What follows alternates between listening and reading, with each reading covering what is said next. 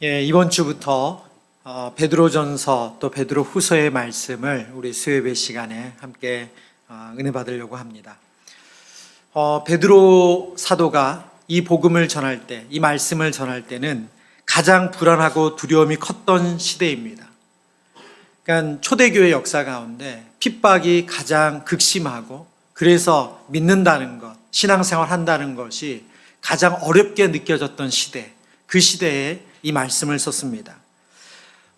정확하게 언제 쓰였는지에 대해서는 학자들마다 조금씩 이견은 있지만, 대체로 주후 64년 네로 황제의 교회가, 그 박해가 네로 황제로 인해서 교회가 박해받기 이전이나 이후에 쓰여졌다라고 하는 것이 우리 성경학자들이 대부분 동의하는 내용입니다. 말하자면 복음을 전하기도 너무너무 어렵고요. 그리고 내가 믿음을 유지하고 믿는다는 것을 스스로 인정하고 살아가는 것이 너무나도 고통스럽고 어려웠던 시대가 바로 이 베드로 전서, 베드로 후서가 쓰였던 시대입니다. 바로 이 시대에 베드로는 흩어져 있는 그리스도인들, 디아스포라 그리스도인들에게 바로 이 복음을 전하고 있습니다. 어떻게 보면 지금 우리가 처해 있는 상황과는 많이 다르죠. 우리가 지금 물리적인 것을 핍박을 받고 있는 것도 아니고, 그리고 또 어떤 신앙생활을 한다고 해서 정치적으로 핍박받는 시대가 아닙니다. 그렇기 때문에 오늘과는 좀 많이 다르지 않나 하는 생각을 할 수 있지만, 이것을 뒤집어서 생각해 보면 저는 오늘날처럼 신앙생활 하는데 많은 유혹과 시험이 있는 시대가 없다고 생각합니다.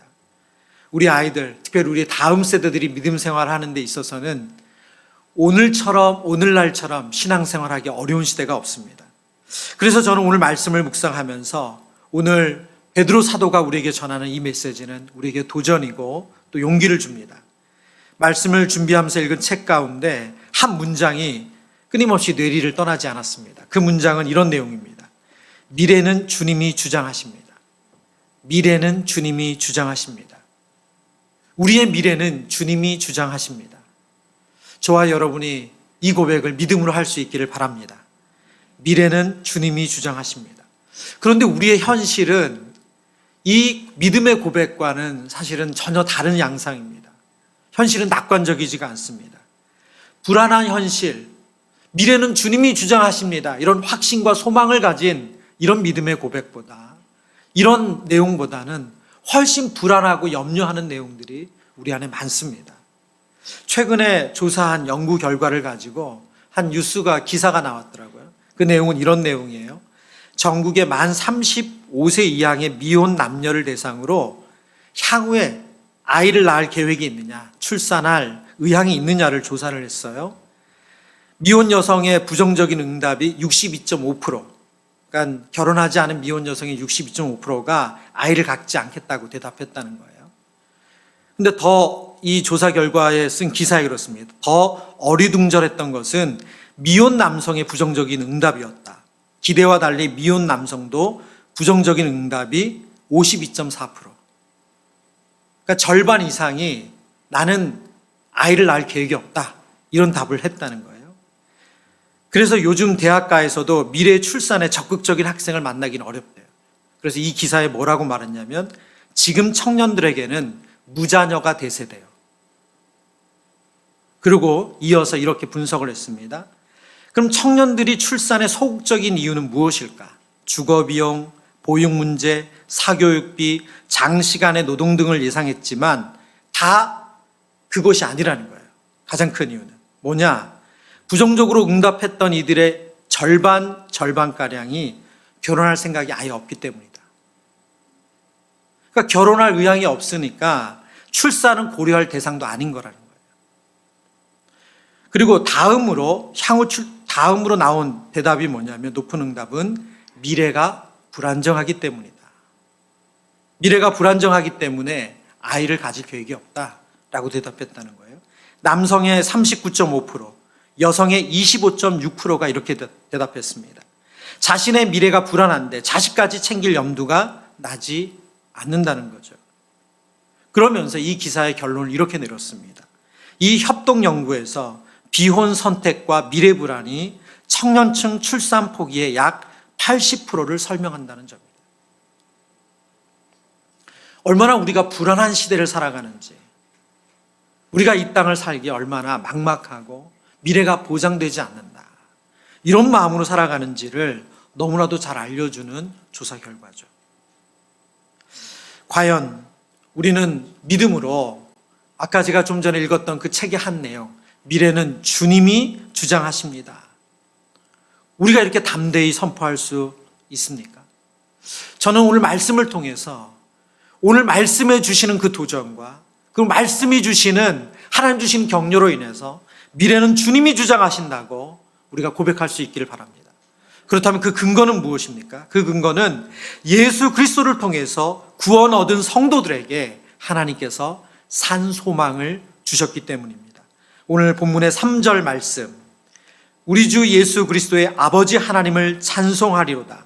그의 많으신 긍휼대로 예수 그리스도를 죽은 자 가운데서 부활하게 하심으로 말미암아 우리를 거듭나게 하사 산 소망이 있게 하시고, 성경은 우리에게 예수 그리스도의 죽으심과 부활로 하나님께서 산 소망을 주셨다.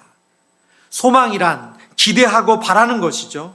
근데 본문의 성도들에게 하나님께서 우리가 기대하고 바라는 그 소망이 어떤 소망이냐? 살아있는 소망, 산 소망이라고 말합니다. 하나님은 살아있는 소망을 예수 그리스도의 죽으심과 부활로 말미암아 우리에게 주셨다고 말씀합니다. 우리가 하나님을 향해 소망을 가지는 이유는 하나님께서는 반드시 그 약속을 지키시는 분이시기 때문에 그렇습니다. 하나님은 우리의 처한 상황과 환경과 상관없이 반드시 그 약속을 지키십니다. 예수 그리스도를 보내주신다는 그 약속을 인류의 시대가 어떠하든지 상황이 어떠하든지 이루셨던 하나님께서 동일하게 우리에게 말씀으로 주신 약속을 이루시는 줄 믿습니다. 또한 우리의 소망이 살아있는 소망인 이유는 바로 그리스도께서 여전히 살아 계시기 때문에 그렇습니다. 베드로전서 1장 21절의 말씀 우리 같이 읽어보겠습니다. 1장 21절 시작. 너희는 그를 죽은 자 가운데서 살리시고 영광을 주신 하나님을 그리스도로 말미암아 믿는 자니 너희 믿음과 소망이 하나님께 있게 하셨느니라. 예수 그리스도는 십자가에서 죽으시고 살아나셔서 여전히 지금도 살아계십니다. 하나님의 약속이 반드시 이루어진다음을 보여주시는 증거가 되어주시죠. 또한 성경 우리에게 우리의 소망이 이 땅의 소망과 달리 살아있는 소망임을 이렇게 설명합니다. 4절 말씀, 썩지 않고 더럽지 않고 쇠하지 아니하는 유업을 잊게 하시나니 곧 너희를 위하여 하늘에 간직하신 것이라. 썩지 않고 더럽지 않고 쇠하지 아니하는 유업, 이것은 곧 하늘에 간직한 거래요. 우리의 소망이 사라지지 않는 소망인 것은, 그래서 반드시 이루어지는 소망인 이유는 바로 하나님께서 우리에게 하늘에 간직한 것, 썩지 않고 더럽지 않고 쇠하지 않은 유업, 이게 무엇입니까? 바로 하나님께서 우리에게 약속하신 천국이에요. 바로 영원한 하나님 나라입니다. 이것이 우리에게 주어졌기 때문에 우리의 소망은 이 땅의 소망과 다르다는 거예요. 그러면 이 땅의 것은 어떻습니까? 반대로 썩고 더러워지고 쇠하는 것이죠. 지난주 요한복음을 설명하면서 헤롯 성전이 46년간 지었다고 했어요. 근데 여러분, 그 헤롯 성전은 완공된 성전이 아닙니다. 그 후에도 몇 년을 더 졌어요. 그런데 그 성전이 버젓하게 헤롯 성전으로 있었던 기간이 몇 년이냐? 7년이에요. 로마 장군 티투스에서 무너지기까지 7년 동안 그 어마어마한 성전이 짓는 대로 50년이 넘게 지었지만 그리고 흔적도 없이 사라졌어요. 여러분, 이 땅에 아무리 잘 만든 건축물도 다 썩어집니다. 다 망가져요. 여러분, 아무리 훌륭한 인물도 더러워지지 않는 명예가 없습니다. 그 명예가 다 시간이 지나면 사라지죠. 이 땅에 아무리 권재하다고 말할 수 있는 나라, 그 조직도 시간이 지나면 다 쇠합니다. 그러니까 이 땅에 있는 모든 것은 썩어지고 더러워지고 쇠하여지죠. 그러나 하나님께서 우리에게 주신 하나님 나라만 썩지 않고 더러워지지 않고 쇠하지 않는다. 그래서 우리에게 그것이 살아있는 소망이라고 성경이 이야기하는 겁니다. 여러분, 저는 말씀을 준비하다 보니까 일단 어떻게든 설명을 하기 위해서 여기저기 기사를 보는데요. 그 기사 가운데 하나가 뭐냐면 이렇게 불안한 시대가 되면 오르는 것이 있어요. 뭐가 오르죠? 다 없으신 것처럼 말씀하시네요. 금값이 오릅니다. 금값이. 지금 금값이 한 돈에 30만 원 가까이 된대요. 30만 원. 오늘 금값은 28만 얼마였어요. 이제 30만 원을 앞두고 있대요. 전쟁이 끝나지 않고 세계 경제가 불황이니까 사람들이 그 안전자산을 찾아서 어디로 가느냐? 금으로 간다는 거예요. 그래서 금값이 계속 오르고 있다는 거예요. 여러분, 그러면 이 금값은 정말 안전한가요? 저에게 가장 안전한 자산이 무엇입니까? 바로 썩지 않고 더러워지지 않고 쇠하지 않는 가장 안전한 자산. 그것이 바로 영원한 하나님 나라예요. 그래서 그것이 우리에게 산 소망이고 살아있는 소망이라고 성경이 말씀하는 겁니다. 성경이 말씀하신 이 살아있는 소망을 가진 성도의 특징을 이어서 베드로 사도는 우리에게 알려주고 있습니다. 그 첫 번째가 시험을 만난 중에도 기뻐하는 성도입니다. 6절 말씀. 그러므로 너희가 이제 여러 가지 시험으로 말미암아 잠깐 근심하게 되지 않을 수 없으나 오히려 크게 기뻐하는도다. 지금 베드로 사도가 복음을 전하고 흩어져 있는 모든 디아스포라 성도들에게 그들을 영적으로 건면하고 그들을 도전하면서 뭐라고 말하냐? 살아있는 소망을 가진 성도, 산 소망을 가지는 성도는 어떤 성도냐? 바로 고난 중에, 여러 가지 환난 중에 오히려 크게 기뻐하는 성도래요. 이 본문에서 사용된 크게 기뻐하다는 단어가 아길리아오 마이라는 단어예요. 아길리오 마이. 너무 발음하기도 어렵죠. 이게 크게 기뻐하다, 즐거워하다 이런 뜻입니다. 성경에서 이 기뻐하다는 의미로 쓰인 동사가 크게 세 가지입니다. 첫 번째는 카리오라는 거예요. 이거는 우리의 몸이 평안하고 신체적으로 평안한 것, 기쁨을 의미할 때 카리오라고 씁니다. 그러니까 헤어질 때 당시 사람들이 인사할 때 이 카리오라는 단어를 썼어요. 두 번째가 유플라이노라는 단어인데 이거는 주관적인 기쁨, 내가 주관적으로 기쁘다라는 그 기쁨을 표현할 때 유플라이노를 썼습니다. 그리고 바로 세 번째가 아길리아오마이입니다. 이것은 어떤 표현이냐면 나의 이 기쁨을 외적으로 표현하는 거예요. 너무너무 기쁜 걸 표현하는 거예요. 그래서 황홀하다라고 표현할 때 아길리오마이라는 표현을 썼습니다. 기쁨이 넘쳐서 황홀할 때, 그럴 때 나 너무너무 좋아. 이것을 아길리오마이라는 표현을 썼어요. 그런데 오늘 성경이 뭐라고 말해요? 여러 가지 시험을 만난 중에 잠깐 근심할 수 있으나 오히려 크게 아길리오마이, 오히려 크게 기뻐한대요.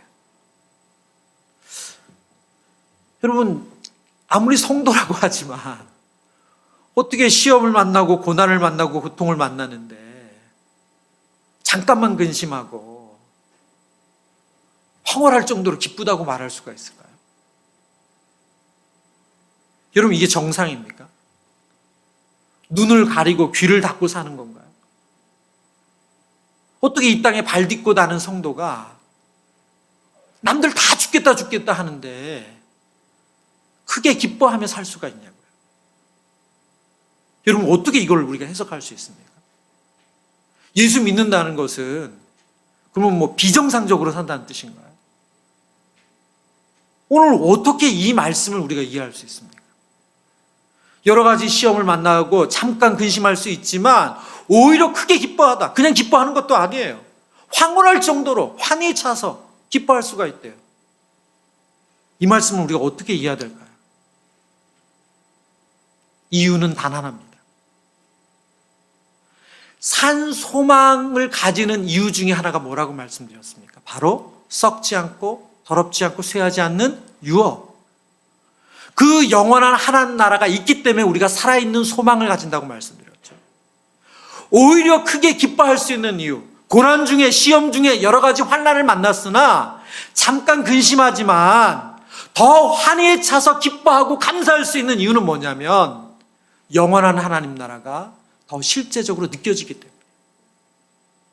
천국이 막연한 것이 아니라 나에게 바로 내일 들어가는 집처럼, 입주하는 집처럼 확신되어지고 그렇게 믿음으로 받아들여졌기 때문에 오히려 크게 기뻐하는 것이 가능해요. 여러분, 우리의 믿음의 선배들이 불렀던 찬송가 가사들, 지금은 우리가 교회 안에서 찬송가를 사실은 예전만큼 많이 부르지 않아요. 근데 여러분, 그 찬송가 가사들 보면 엄청난 가사들 많습니다. 아주 엄청난 가사들 많아요. 고난 중에도 그들이 하나님을 기뻐하고 찬양하는 그 믿음의 고백들이, 그 진수가 가득 담겨있는 찬송과 가사들이 많아요. 주 안에 있는 나에게 딴 근심이 있으랴. 주 안에 있는 나에게 딴 근심이 있으랴. 여러분, 우리 그런 찬양 요즘 잘 못 불러요. 왜냐하면 딴 근심이 너무 많아. 여러분, 그분들이 어떻게 그렇게 믿음의 고백을 할 수 있었죠? 그분들에게는 천국이 실제적이었어요. 막연하지 않아요. 하나님 나라가. 그래서 오히려 크게 기뻐하는 거예요. 내가 오늘 먹고 사는 고민과 힘듦보다 더 내가 들어갈 천국에 대한 확신이 크기 때문에 오히려 크게 기뻐하는 거예요. 사랑하는 우리 성도님들에게 그 은혜가 있길 바랍니다. 저와 여러분이 이 땅에서 겪는 고난, 이 땅에서 처하는 어려움보다 하나님 나라에 들어가는 확신, 내가 하나님 자녀임을 경험하는 그 실제적인 경험이 더 크기를 축원합니다. 두 번째, 산 소망을 가진 성도의 특징은 순수한 믿음을 가진다고 말합니다. 7절, 너희 믿음의 확실함은 불로 연단하여도 없어질 금보다 더 귀하여 예수 그리스도께서 나타나실 때 칭찬과 영광과 존귀를 얻게 할 것이니라. 뭐라고요? 너희 믿음의 확실함은 불로 연단하여도 없어질 금보다 더 귀하여 예수 그리스도께서 나타나실 때 칭찬과 영광과 존귀를 얻는데요.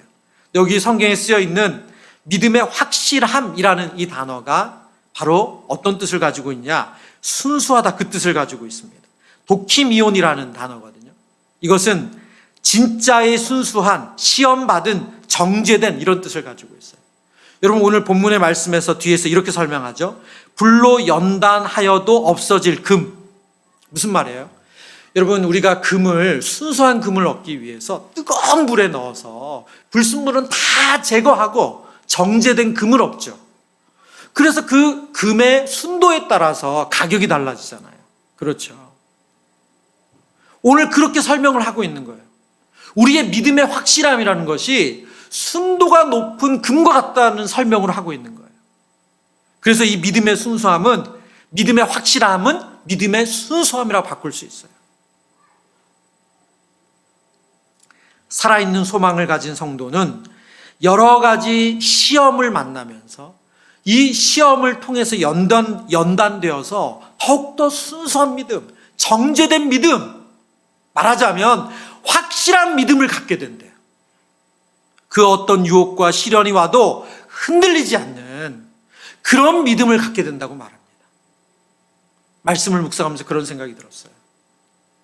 여러분, 어려움을 만나서 성격이 독해박해지고 삐뚤어지고 세상에 대해서 더 부정적인 그런 생각과 그런 마음으로 꽉 차는 분이 있는가 하면 반대로 오늘 본문의 말씀처럼 여러 시험을 만나고 고난을 통해서 연단을 받아서 하나님을 더 실제적으로 경험해서 순수한 믿음, 정제된 믿음, 확실한 믿음을 가질 수 있다. 성경 말합니다. 하나님께서 저와 여러분에게 이런 믿음 주시길 축원합니다. 여러분이 시간이 지나면 지날수록 하나님 앞에 순수한 믿음, 정제된 믿음, 오늘 본문의 표현으로 믿음의 확실함을 갖게 되시기를 주님의 이름으로 축원합니다. 세 번째, 산 소망을 가진 성도의 특징은 눈으로 보지 못한 예수님을 사랑하는 성도입니다. 8절 말씀, 예수를 너희가 보지 못하였으나 사랑하는도다. 이제도 보지 못하나 믿고 말할 수 없는 영광스러운 즐거움으로 기뻐한다 라고 말씀합니다. 지금 베드로는 이 말씀을 듣는 성도들을 칭찬하는 거죠. 베드로가 1장 1절에 여러 지역을 얘기합니다. 그 지역에 있는 도시명들을 얘기하면서 그들의 흩어진 나그네들에게 내가 이 편지를 쓴다 말씀하고 있거든요. 근데 그 지역에 있는 성도들을 이렇게 칭찬하고 있는 거예요. 너희가 예수님을 보지 못했다. 그런데 너희는 사랑한다. 이제도 보지 못하나 믿고 말할 수 없는 영광스러운 즐거움으로 너희가 기뻐한다. 여러분, 그러면 오늘 이 말씀, 보지 못하고도 믿는 믿음에 대해서 예수님께서 칭찬하신 적이 있어요. 요한복음 20장 29절, 예수께서 이르시되 너는 나를 본고로 믿느냐? 보지 못하고 믿는 자들은 복되도다 하시니라. 자막이 뭔가 이상이 있었군요. 네, 그래서 그랬군요. 네, 괜찮습니다. 제가 요한복음 20장 29절의 말씀 한 번 더 읽어드릴게요. 예수께서 이르시되 너희는 나를 본고로 믿느냐? 보지 못하고 믿는 자들은 복되도다. 예수님께서 복음서에서 제자들에게 하신 말씀이에요.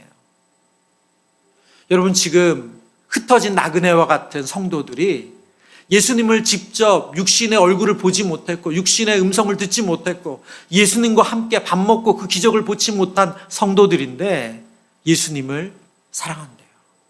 보지 못하고 믿고 사랑한대요. 그리고 오늘 본문에 보니까 그 예수님으로 인한 영광스러운 즐거움 가운데 그들이 있다 말씀합니다. 여러분, 어떻게 이것이 가능할까요? 직접 보지 않고 예수님을 믿고 사랑하는 것이 어떻게 가능합니까? 로마서 8장에 이렇게 설명하고 있습니다. 로마서 8장 9절 같이 읽어볼까요? 만일 너희 속에 하나님의 영이 거하시면 그리스도의 영이 없으면 그리스도의 사람이 아니라. 아멘. 여기 본문에 표현하고 있는 하나님의 영이 거하시면, 그리스도의 영이 없으면, 하나님의 영, 그리스도의 영, 바로 성령을 말하는 것이죠. 여러분, 우리가 어떻게 보지 못한 예수님과 인격적인 관계를 맺고 그 예수님을 사랑할 수 있습니까? 바로 우리 속에 그리스도의 영, 하나님의 영, 성령이 우리 안에 계시기 때문입니다. 우리는 성령을 통해서 예수님과 인격적인 관계를 맺습니다. 지금 베드로 전서를 받아든 성도들이 하나님께서 성령을 선물로 주심을 받고 그 성령 안에서 예수 그리스도를 눈으로 보지 못했지만 성령님을 통해서 예수님을 인격적으로 경험하고 사랑하는 것을 하고 있었습니다. 오늘 본문에서 사랑하다는 이 단어가 현재형으로 쓰여져 있는데 그것은 무슨 뜻이냐? 바로 규칙적이고도 지속적으로 주님을 사랑한다는 뜻이에요. 그래서 오늘 본문엔 그것을 현재형으로 사용하고 있습니다. 여러분, 우리가 성령님 안에서 예수님을 사랑할 때 이것이 우리의 삶 가운데 지속적으로 규칙적으로 일어나면 바로 하나님의 임재를 경험하면서 주님을 사랑할 수 있습니다. 여러분, 이것이 이루어지는 자리가 어디인가요? 바로 오늘처럼 예배예요.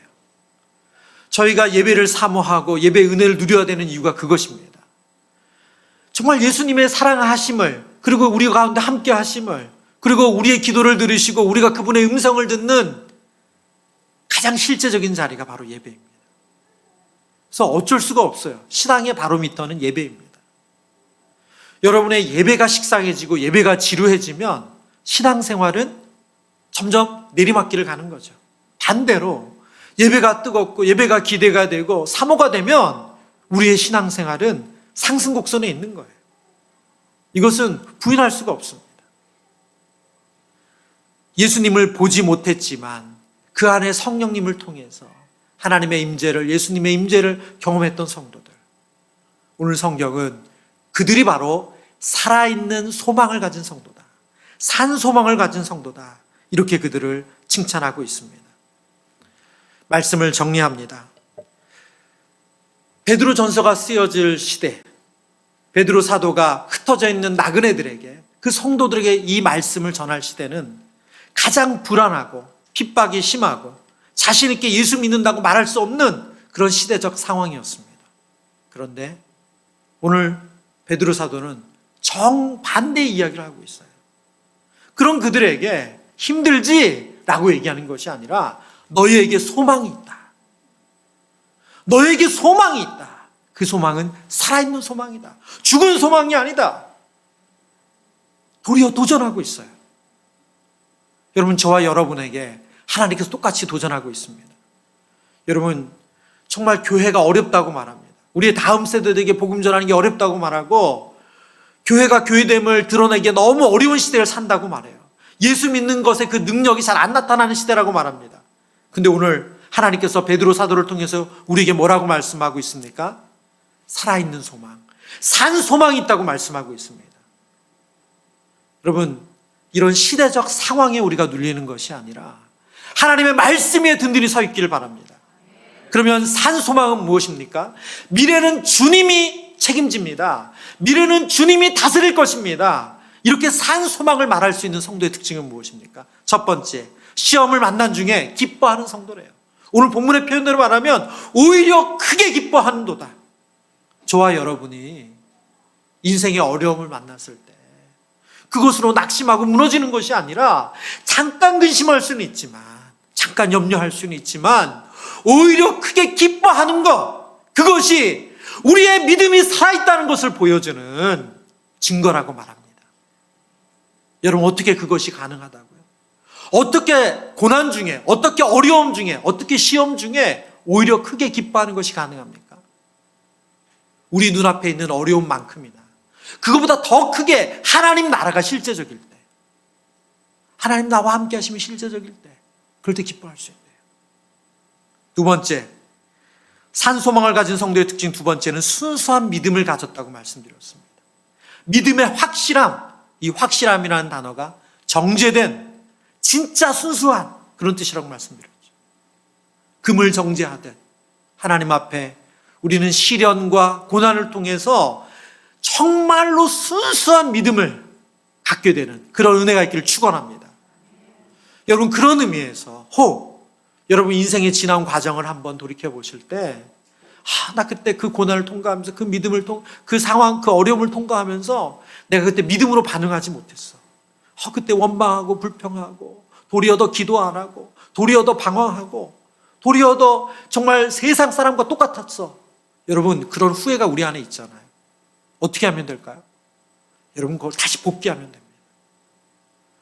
그때 우리가 믿음으로 반응하지 못했던 그거 다시 끌어다 하나님 앞에 복귀하면 돼요. 그래서 20년 전이든 10년 전이든 5년 전이든 우리가 믿음으로 하나님 앞에 정제된 믿음으로 가기보다 방황했던 그 일을 우리가 복귀하면 돼요. 오늘 그것을 하나님 앞에 가져다 놓고, 하나님, 제가 그때 더 하나님 앞에 순수하게 반응하지 못했습니다. 정제된 믿음으로 가지 못했습니다. 그러나 주님, 그 사건을, 그 일을 주님, 이제 주님 앞에 가져갑니다. 제 믿음이 더욱더 순수해지길 원합니다. 확실해지길 원합니다. 단단해지길 원합니다. 그런 은혜를 누리시길 바랍니다. 세 번째는 눈으로 보지 못한 예수님을 사랑하는 성도래요. 살아있는 소망을 가진 성도는 성령님을 통해서 예수님을 눈으로 보지 못했지만 성령님을 통해서 예수님과 인격적으로 교제하며 하나님을 사랑하는 성도라고 말합니다. 우리 사랑하는 모든 성도님들이 오늘 성경이 말씀하시는 살아있는 소망, 산 소망을 가진 그런 성도님 되시기를 주님의 이름으로 축원합니다.